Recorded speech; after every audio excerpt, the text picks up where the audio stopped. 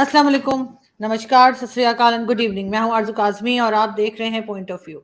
हमें जी आज जॉइन किया है पाकिस्तान से इरफान मलिक साहब ने और ये जी बहुत ज़्यादा काम कर रहे हैं। वैसे तो सोशल मीडिया पे भी बहुत एक्टिव है, लेकिन एक खास चीज़ जिसके लिए मैंने आज इरफान साहब से रिक्वेस्ट की थी कि वो आएँ, और वो ये कि आर्टिफिशियल इंटेलिजेंस के ऊपर, जिस पे हमने भारत के साथ भी एक शो किया था और इसमें उन्होंने एंकर बना दी। मतलब अब लग ये रहा है कि इंसानों की ज़रूरत कम से कम होती चली जाएगी।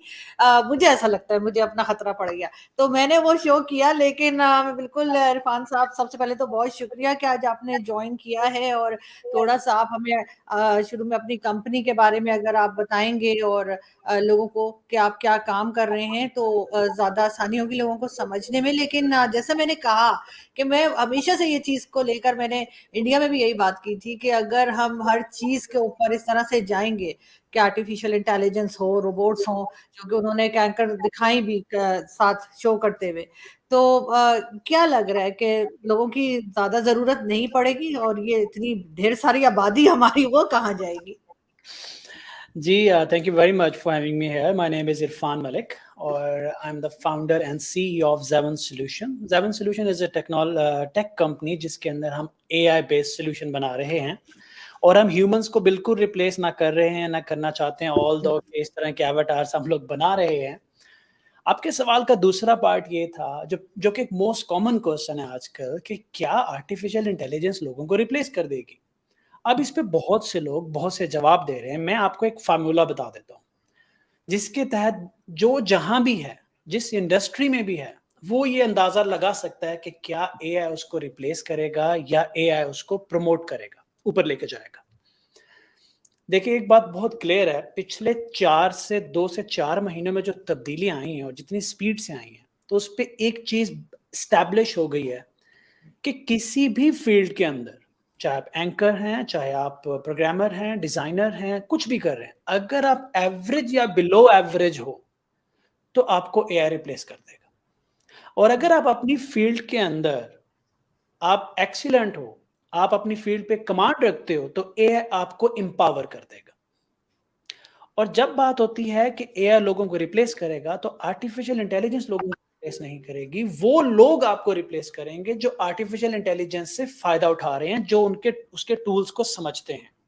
अगर मैं प्रोग्रामर हूं, मैं विदाउट आर्टिफिशियल इंटेलिजेंस इस्तेमाल किए प्रोग्राम लिख रहा हूं, तो मुझे एक प्रोग्राम लिखने में लगता है 1 घंटा, और एक और प्रोग्रामर उसी प्रोग्राम को आर्टिफिशियल इंटेलिजेंस का टूल यूज करके 1 मिनट में लिख सकता है।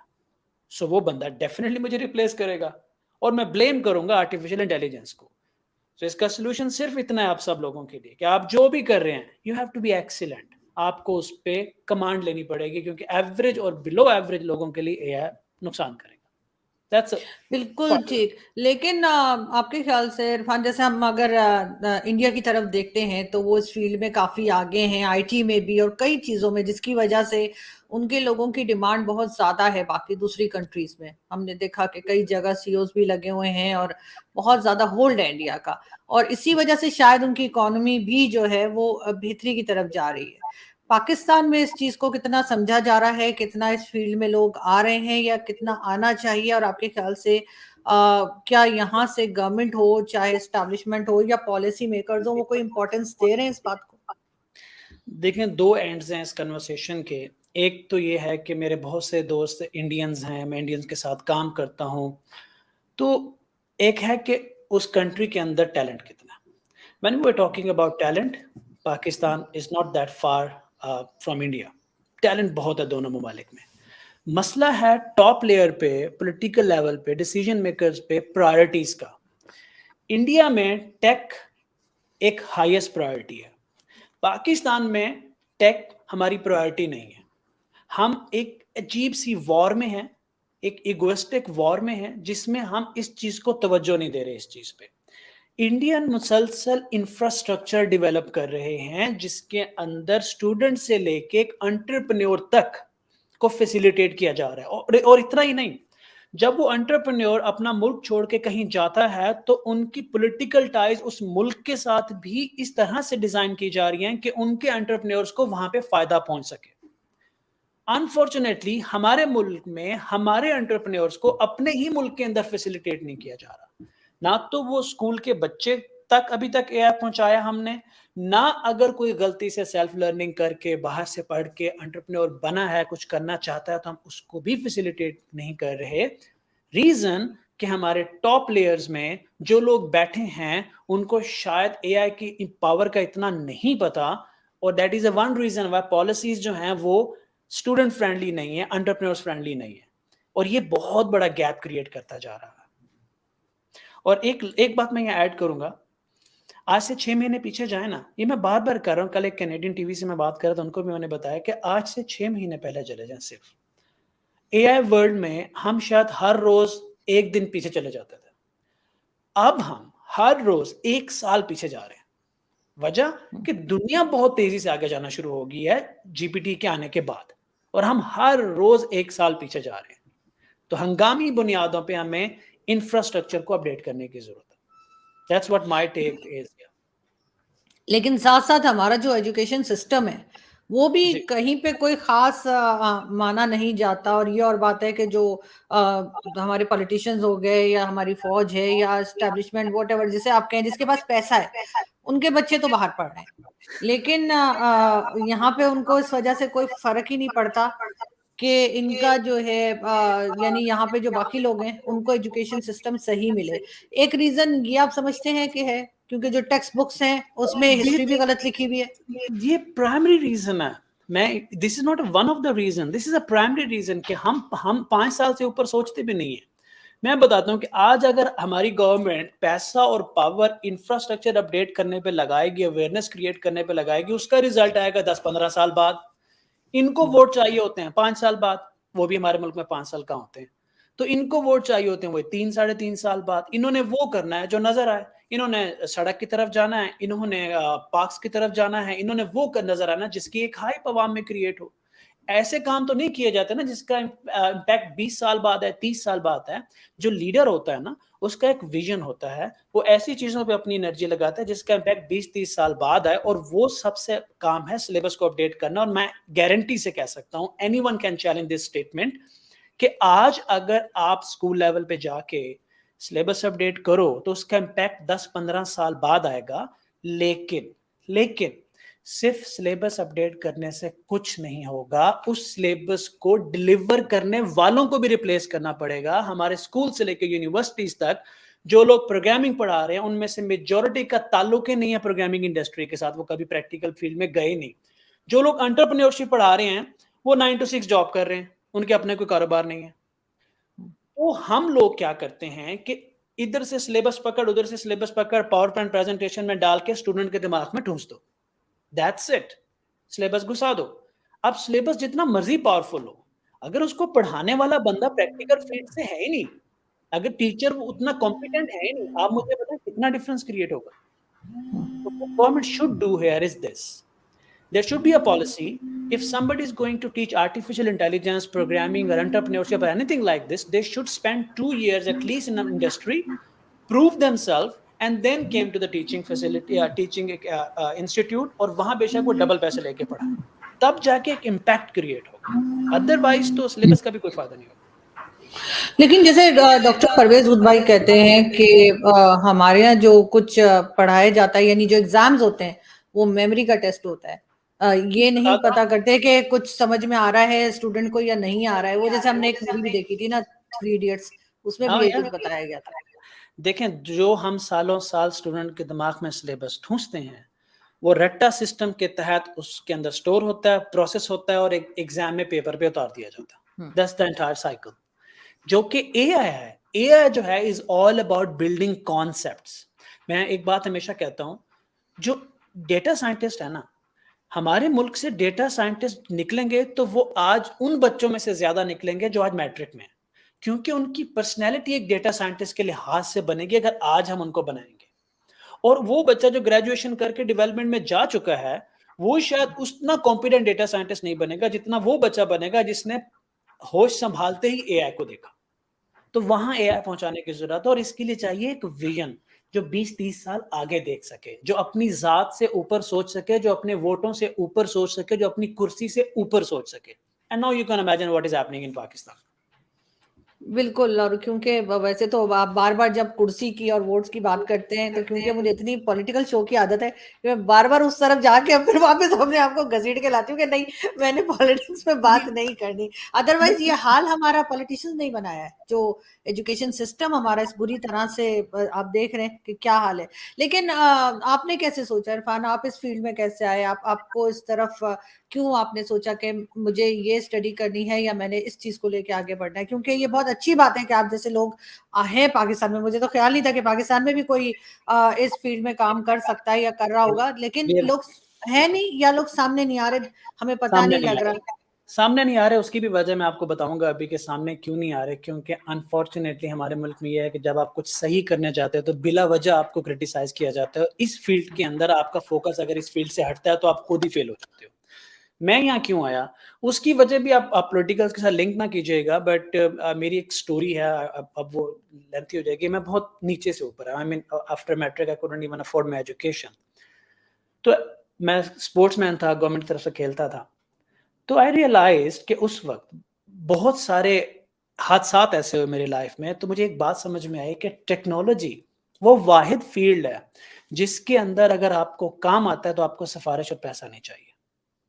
अगर आपके पास स्किल सेट है, this is a loud and clear message to anyone.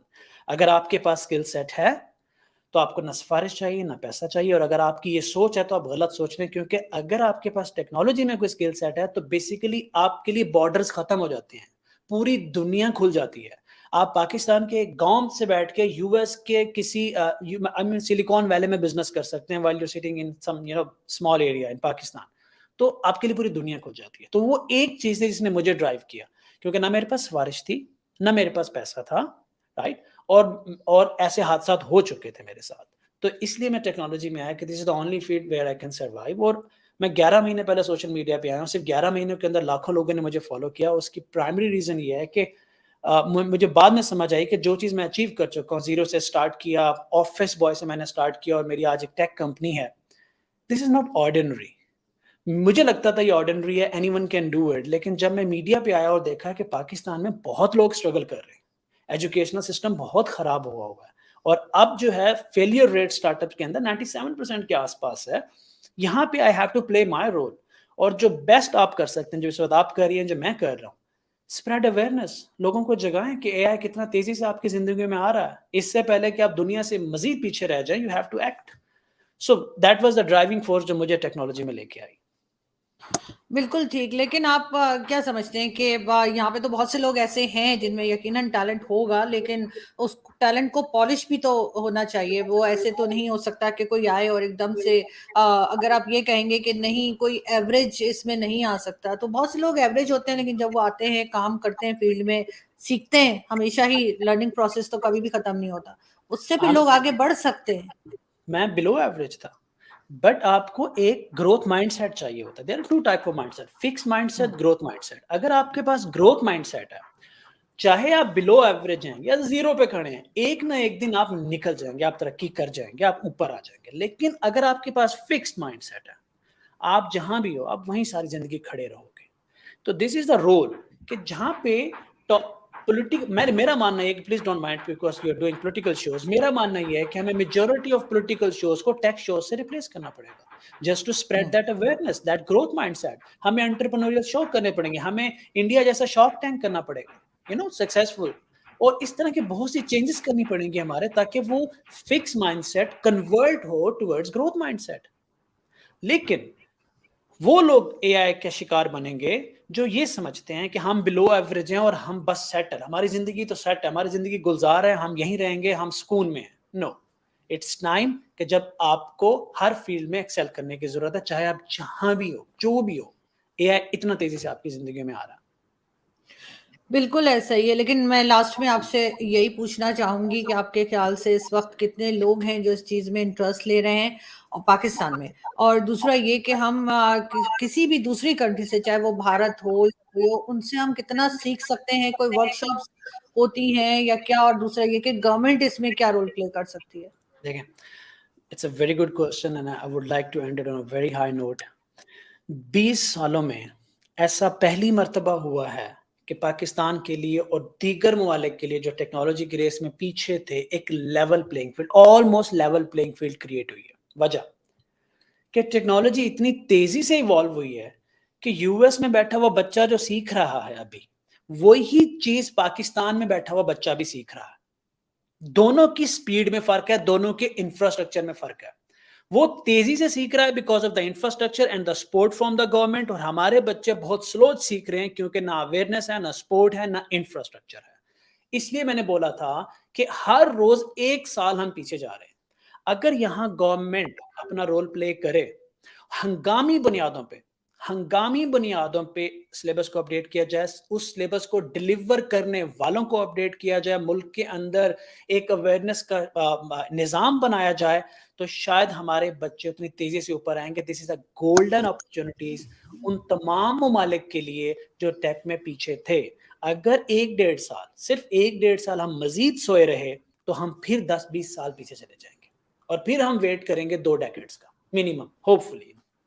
तो बिल्कुल ऐसा ही है जी, बिल्कुल ऐसा ही, और बिल्कुल ठीक कह रहे हैं। लेकिन साथ ही मैं आपसे रिक्वेस्ट करूंगी कि अगर आपके पास टाइम हो तो हम वीकली एक शो किया करें आपके साथ, ताकि इसकी अवेयरनेस जाहिर है कि लोगों को हम बता सकें। और जैसे आप कह रहे हैं, मैं तो खैर हर टॉपिक पे ही शो करती हूँ, लेकिन ये कि खास तौर पे इस किस्म की फील्ड और इस किस्म की बात जो है, मेरा ख्याल है ये जानी चाहिए लोगों तक, और पाकिस्तान के लोगों के अलावा दूसरे लोगों को भी पता लगे कि पाकिस्तान में भी ये काम हो रहा है। क्योंकि अभी तक तो हमें यही लगता था कि यहाँ पे इस तरफ कोई सोच भी नहीं रहा है।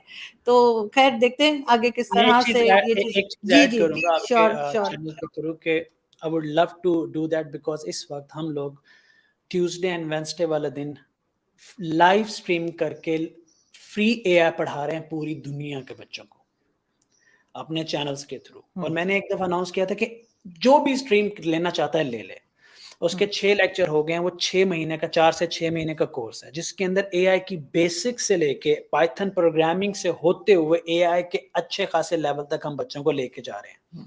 उसमें से कुछ प्रोग्रामर्स निकलेंगे, उसमें से कुछ कंसल्टेंट्स निकलेंगे, उसमें से कुछ टूल्स इस्तेमाल करने वाले निकलेंगे, फ्रीलांसर्स निकलेंगे, अल्टीमेटली अवेयरनेस फैलेगी।